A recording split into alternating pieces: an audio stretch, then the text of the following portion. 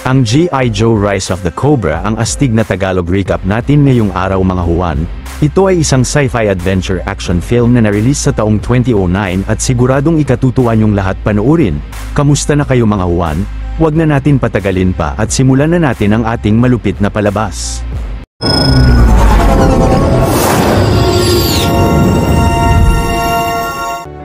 Ang arms dealer at head ng Mars Industries na si James McCullen ay nasa NATO Weapons Command Building upang ipresenta ang nalikha niyang nanomite sa tulong ng NATO. Ang milyon-milyong nanomite ay nilagay nila sa mga warheads at makikitang ang mga ito ay kayang lumamon ng buong tangke kahit pa ng isang buong syudad ng sobrang bilis. Pero maaari nilang mapahinto ang mga nanomites gamit ang kill switch nito upang hindi na makapinsala pa matapos na mawasak nila ang kanilang target. Inanunsyo naman ni McCullen sa NATO na kinabukasan ng umaga ay ipapadeliver na niya ang in-order nilang nanomites. Sa sunod na eksena sa Mars Weapons Factory sa Kyrgyzstan ay nilagay na ng mga empleyado sa high-tech na case ang 4 na nanomite warheads. Kalaunan ng grupo ng mga sundalo ni Conrad Hauser o ni Doc at ni Wallace Wims o ni Ripcord ang naatasan ng NATO na mag-pick up sa mga warheads sa Mars Industries Factory at agad na umalis na silang lahat sa pasilidad. Subalit pagsapit ng gabi ang isang napaka-high-tech na aircraft ay biglang inatake ang mga helicopter at mga Humvee trucks ni Doc gamit ang mga pulse cannon nito. Agad na pinagbabaril ng mga kasamahang sundalo ni Doc ang misteryosong aircraft ngunit walang talab ang mga bala nila rito at nagagawa pa nitong mapasabog ang mga missile nila sa ere. Patuloy na nagpabagsak ng iba pang mga sasakyan ng mga sundalo ang aircraft at hindi nagtagal ay bumaba rito si Baroness Anna Lewis at ang mga Neo Viper mercenary niya. Samantala si Ripcord ay nagtamo ng matinding pinsala sa paa at agad na binuhat siya ni Doc palayo ng lugar. Habang ang mga kasamahan nila ay pinagbabaril ang mga Neo Vipers subalit walang talab sa mga ito ang bala nila at walang kahirap-hirap na napabagsak sila ng mga kalaban gamit ang mga pulse weapon ng mga ito. Kalaunan ay nakuha ni Anna ang case ng mga warhead sa truck ng mga sundalo at nang nalayo na ni Doc si Ripcord ay agad na bumalik siya sa sasakyan ngunit mabilis na hinarang siya ng isang Neo Viper kasama ni Anna. Kinagulat ni Doc na makita roon ang ex-fiancé niya pero biglang dumating sa lugar ang isang misteryosong grupo ng mga sundalo na sina Scarlet at Snake Eyes. Dahil sa pambihirang galing ng combat skills ng grupo at gamit ang mga high-tech na mga sandata nila ay nagagawa nilang mapabagsak ang ilang mga Neo Vipers ng Baroness sa paligid. Si Anna naman ay mabilis na tumakbo dala ang case at si Doc ay sinaksak sa mata ang isang Neo Viper. Nagmadaling sinundan niya si Anna sa kakahuyan upang kunin rito ang case pero ang kasamahan ni Scarlet mula sa aircraft na si Heavy Duty ay gamit ang machine gun nito ay pinigilan niya ang babae na madampot ang case. Subalit ang Razor gunship ni Anna ay mabilis na inatake ng pulse cannon ang aircraft ni Heavy Duty at agad na sumakay rito ang babae upang makatakas sa lugar ng hindi dala ang case.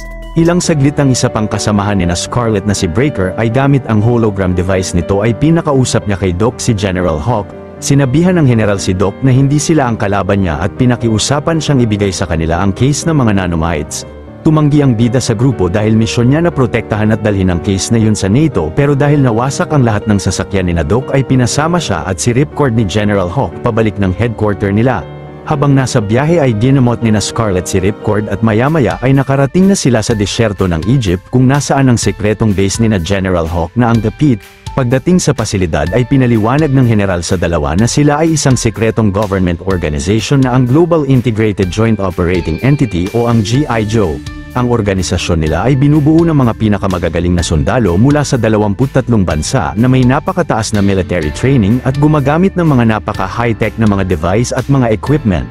Maliit na pabor lang mga huwan, kung mahilig kayo sa mga ganitong Tagalog recap ay huwag niyong kalimutan na mag-subscribe sa channel natin dahil marami pa tayong upload na mga exciting na recap katulad nito. Pagkatapos ay mula sa isang hologram module ay kinausap ng G.I. Joe si James McCullen at pinakiusapan niya sila na buksan ang case upang ma-check nila na hindi nagtamo ng damage ang 4 na warheads. Nang tinapos ni McCullen ang hologram communication at gamit ang voice analyzer ni Breaker ay nalaman ng grupo na may masamang plano ang lalaki sa mga nanomites.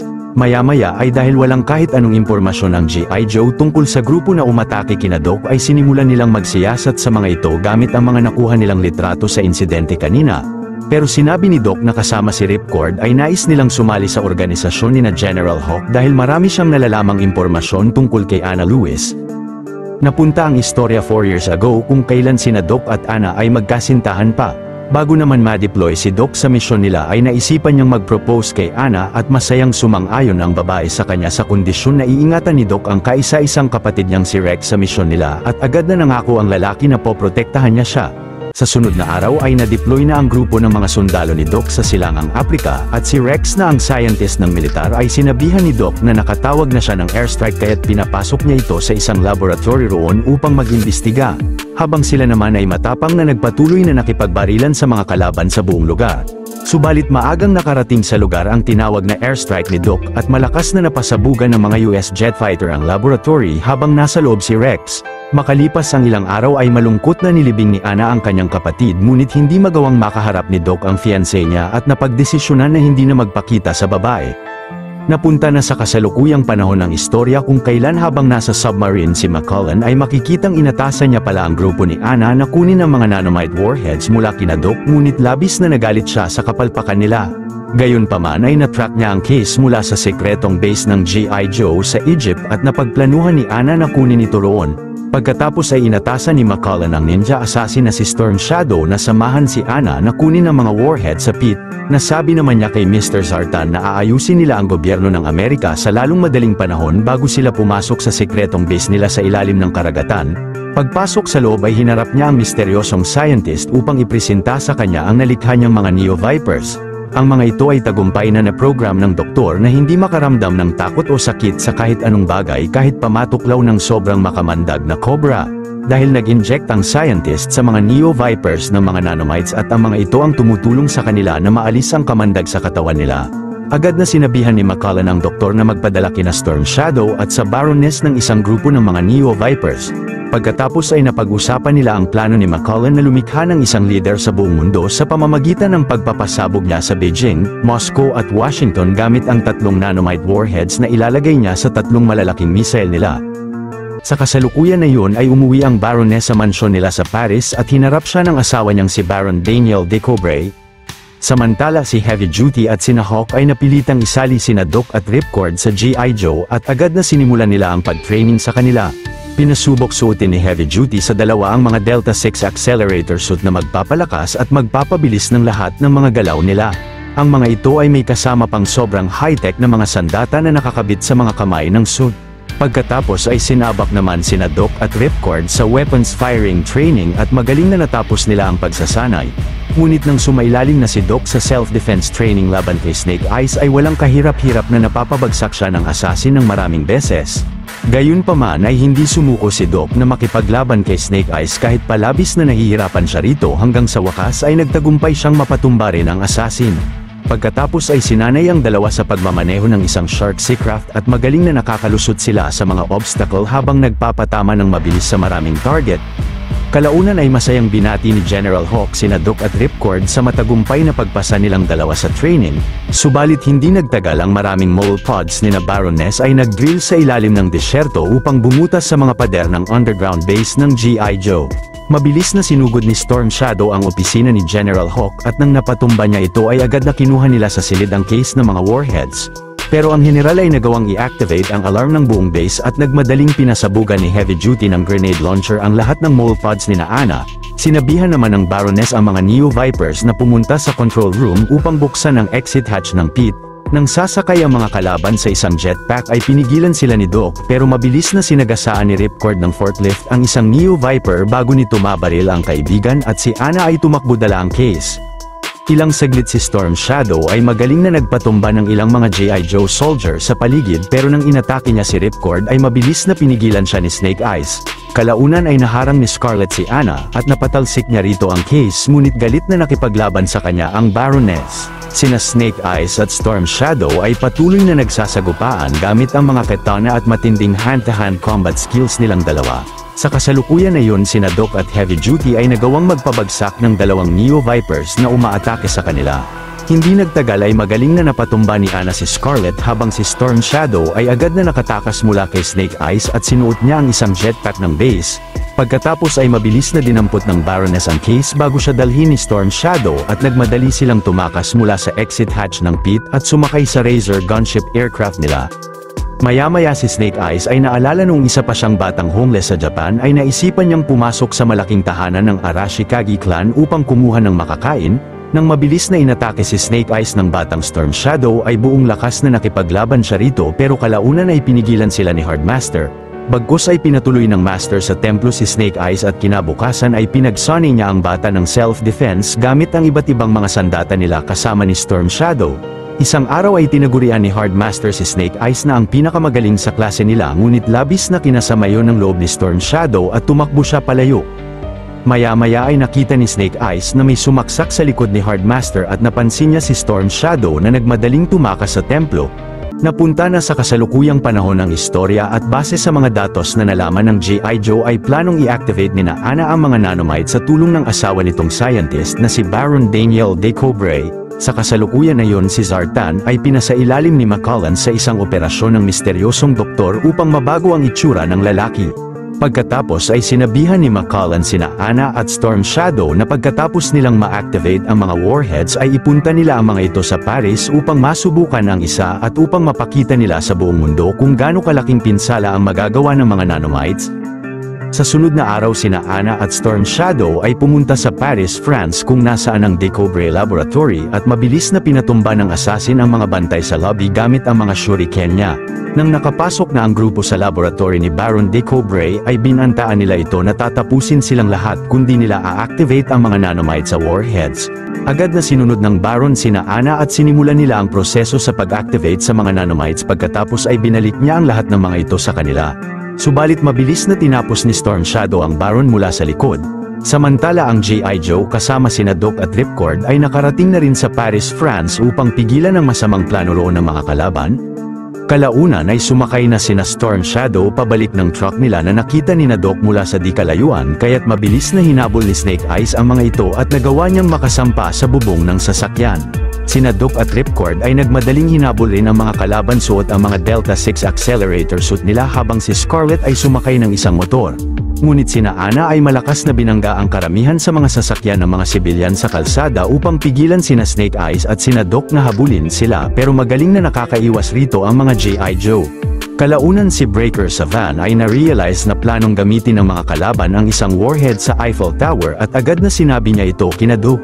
Pagkatapos ay inatake ni Snake Eyes si Storm Shadow mula sa loob ng truck at nang binangga siya nila sa kalapit na sasakyan ay agad na pumunta siya sa ilalim ng truck.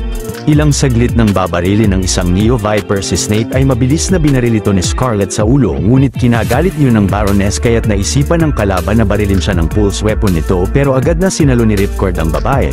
Patuloy na hinabol naman ni Doc at Ripcord sina Baroness suot ang mga Delta 6 accelerator suit nila at nang inatake sila ng mga missile ni Ana ay magaling na nakaiwas uli silang dalawa sa mga ito.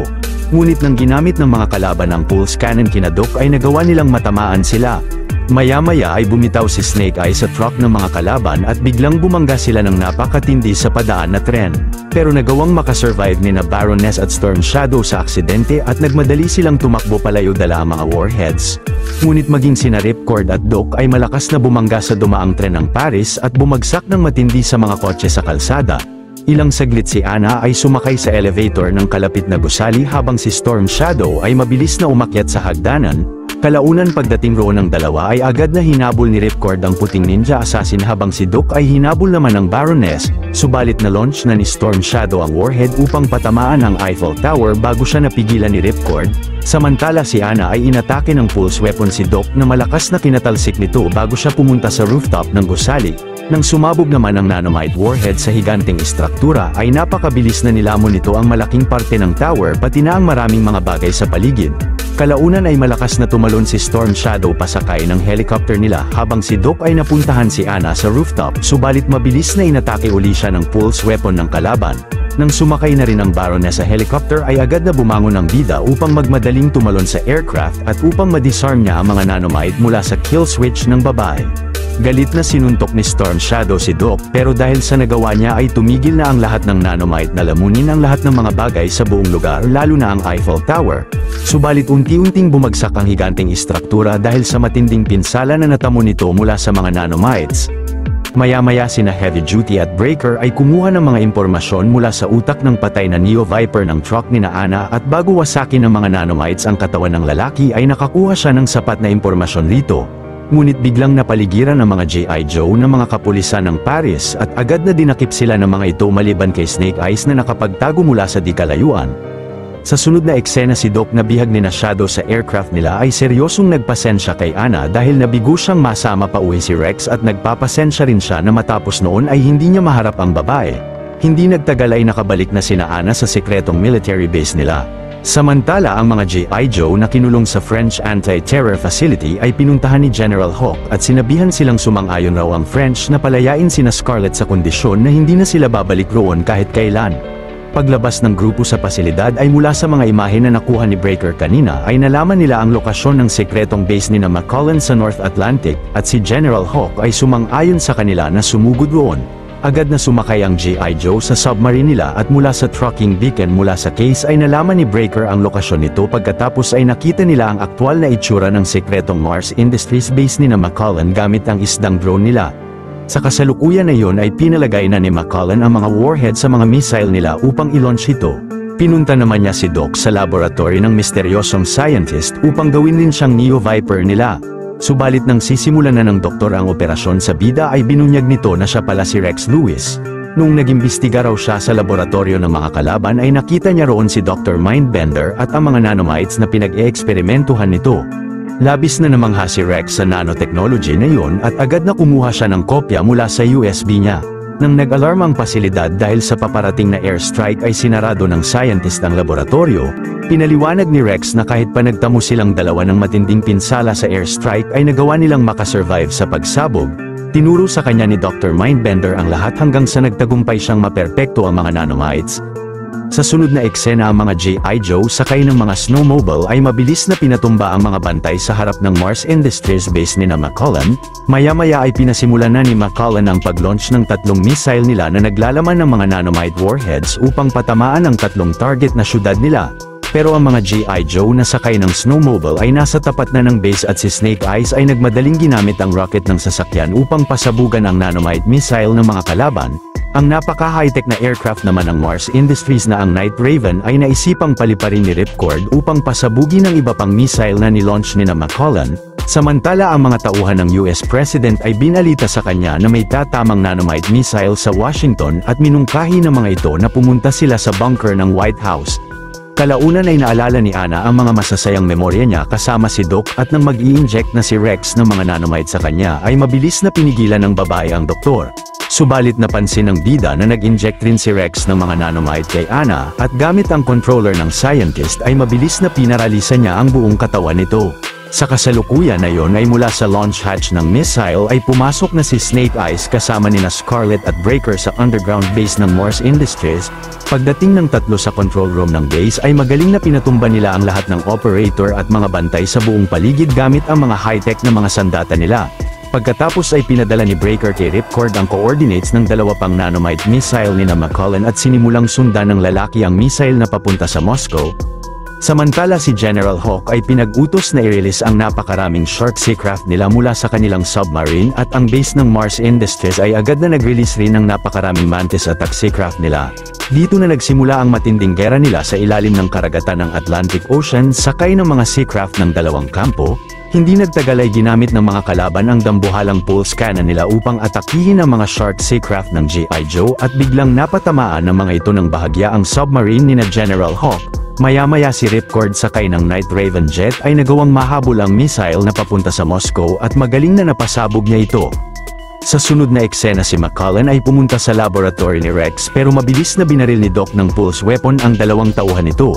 Kalaunan ay ginamit ni McCullen ang fire extinguisher roon upang atakihin si Doc pero nabaril niya rin siya ng pulse weapon at tumalsik ang controller ng doktor. Nagmadaling umalis si Rex sa chamber at si McCullen na sugatan ay sinama ng doktor habang si Doc ay ginamit ang controller upang makakilos muli ang babae. Hindi nagtagal ay nagawang makasakay ni na Rex at McCullen sa isang submarine at si Doc dala si Ana ay sumakay naman ng isang Mantis seacraft upang habulin ang dalawa. Sa kasalukuyan na iyon ang mga G.I. Joe sakay ng mga Shark Seacraft nila ay patuloy na nakikipagsagupaan sa mga Mantis Seacraft ng Mars Industries pero si Snake Eyes ay nakarating na sa control room ng Pulse Cannon at pinatumba niya rito ang dalawang operator bago i-shutdown ang cannon. Subalit biglang inatake siya roon ni Storm Shadow at habang buong galing na nakikipaglaban rito si Snake Eyes ay pumasok sa silid ang dalawa pang operator upang i-activate muli ang Pulse Cannon nila. Sa sunod na eksena ang isang Secret Service agent na kasama ng US President sa bunker ay isa palang Neo Viper at agad na pinagbabaril nito ang iba pang agent sa silid. Pagkatapos ay pinapasok ng Neo Viper sa bunker si Mr. Zartan na ginaya ang itsura ng US President, sina Doc at Ana naman sakay ng Mantis Seacraft ay biglang hinabol ng mga Neo Vipers sakay rin ng mga Mantis Seacraft at agad na pinagbabaril ito ng babae. Ngunit kalaunan ay hindi nila naabutan ang submarine ni Rex at nagawa nitong masarado ang daanan nila. Samantala sina Snake Eyes at Storm Shadow ay napunta ang sobrang init na bakbakan sa likod ng machine ng Pulse Cannon at galit na kinalaban siya rito ng dating kaibigan niya. Pero sa gitna ng malupit na pagtutuos nilang dalawa ay magaling na nakalamang si Snake kay Shadow at nawasak niya ang ninja suit ng kalaban kaya't napilitan siyang tanggalin ang suit niya. Gayunpaman ay hindi nagtagal ay nagawang masaksak ni Snake Eyes si Storm Shadow sa dibdib at nahulog siya sa nagyayelong tubig ng chamber. Sa sunod na eksena sina Scarlet at Breaker na nasa control room pa rin ay ginabayan si Ripcord na habulin ang pangatlong nanomite missile na papunta sa Washington. Nang naabutan niya ang missile ay inatake niya ito ng Pulse Cannon ngunit hindi niya natamaan at na-release na ng missile ang nanomite warhead papunta sa target nito. Hindi naman sumuko si Ripcord na habulin ang warhead at nang nakalapit siya rito ay natamaan na niya ito ng Pulse Cannon ngunit napunta sa aircraft niya ang mga nanomite. Agad na nilipad ni Ripcord ang Night Raven papuntang atmosphere ng planeta at pagdating roon ay mabilis na nag-eject siya mula sa aircraft. Sina Doc naman ay tinahak ang alternatibong daan upang mahabol sina Rex subalit maya-maya ang doktor ay sinabihan ng mga Neo Vipers sa ibabaw ng base na pasabugin ang malaking parte ng yelo roon upang ibagsak ang mga ito sa mga sundalo ng G.I. Joe na nasa ilalim ng karagatan. Agad na umalis sina Scarlet at Breaker sa control room nang biglang pumasok sa silid ang malakas na tubig ng karagatan habang sina Heavy Duty at ang iba pang G.I. Joe sakay ng mga Shark Seacraft ay mabilis na lumayo mula sa lugar. Pagkatapos ay nakita ni Scarlet sa daan si Snake Eyes at nagmadali silang tatlo na sumakay sa cable elevator upang makabalik sa taas. Hindi nagtagal ang karamihan sa mga sundalo ng G.I. Joe pati na sina Doc at Ana ay nagawang makaalis palayo ng Mars Industries base bago ito tuluyang mabagsakan ng malalaking bloke ng mga yelo mula sa taas. Ilang saglit si Rex ay nag-inject kay McCullen ng espesyal na mga nanomites at biglang naging bakal ang ulo nito at tinawag niya siyang si Destro. Si Rex naman ay nagsuot ng kakaibang maskara at tinawag ang sarili na si Cobra Commander.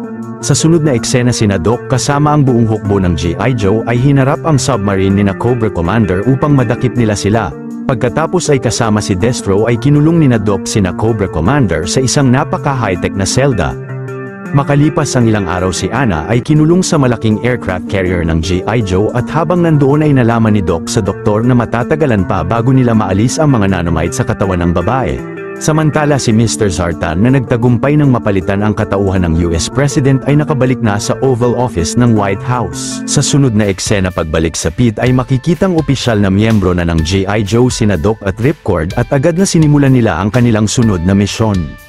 Dito na nagwawakas ang istorya ng pelikula. Kung natuwa at nagustuhan nyo ang ating tinampok na pelikula ngayong araw ay maaari nyo rin panuorin ang iba pang mga Tagalog recaps natin sa main page ng ating channel, at syempre huwag nyong kalimutan na mag-like, subscribe at mag-hit ng notification bell dahil marami pa tayong tatampok na exciting na mga pelikula sa mga susunod na linggo. See you on the next one mga Juan.